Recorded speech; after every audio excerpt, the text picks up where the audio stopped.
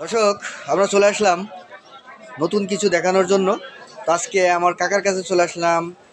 কাকা এখানে কাঠের বিভিন্ন জিনিস তিনি বিক্রি করছেন। তো কোনটার কত দাম আপনারা জানতে পারবেন।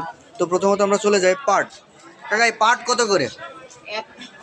100 টাকা। সবগুলো কি একই দাম? 50-60? তো 50-60 সেগুলো কোনগুলা? এগুলা? আচ্ছা। আর এই যে এই ফিডে কত? 50 টাকা। আর এটার তো বইট নে, এটা 200 টাকা। আর 100 টাকার গুলো এই যে আপনার পেছনে। আচ্ছা।